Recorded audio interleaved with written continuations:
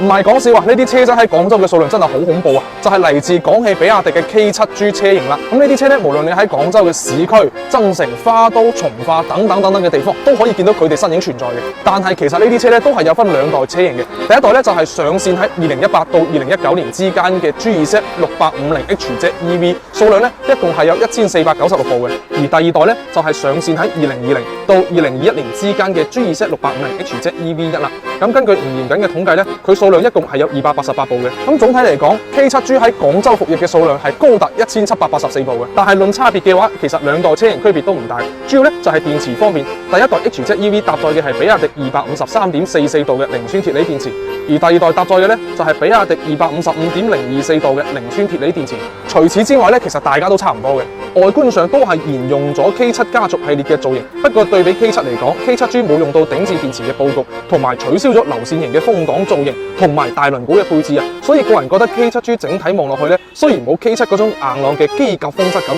但取而代之嘅係更加修長同埋方正嘅車身。但真正驚喜嘅係廣州公交呢啲出考版塗裝，居然喺 K7 嘅車身上嘅窗線咧係對得齊嘅，係成功治癒咗各位嘅強迫症嘅。咁喺整體配置上咧，一代同二代基本上都係差唔多嘅。車轆嘅前後都係空氣懸掛同埋柳州方正出品嘅車橋，乘客區咧都係2級嘅踏步，空調就根據客戶嘅選擇有松脂、有精益等等。動力方面，兩代車型搭載嘅都係比亞迪 BYD 3425TZSSA 嘅永磁同步電機，壓定功率為150千瓦，峰值功率就達到咗180千瓦。講個題外話嘅係，深圳東部公交嘅12米級別比亞迪 C9 公路車同埋比亞迪 T 系列嘅礦山自瀉車採用嘅都係呢啲 K7G 嘅同款電動機嚟嘅。咁所以對於一台8米級別嘅城市公交嚟講咧，呢個動力真係完全過剩嘅。而喺內飾方面咧，呢啲車當年冇安裝上廣州公交最毒瘤嘅氣動逃生窗配置，所以坐住嘅開揚感同舒適程度相對都好好啊。對於我嚟講咧，寧願坐8米級別嘅 K7，都唔會坐10米級別嘅 K8。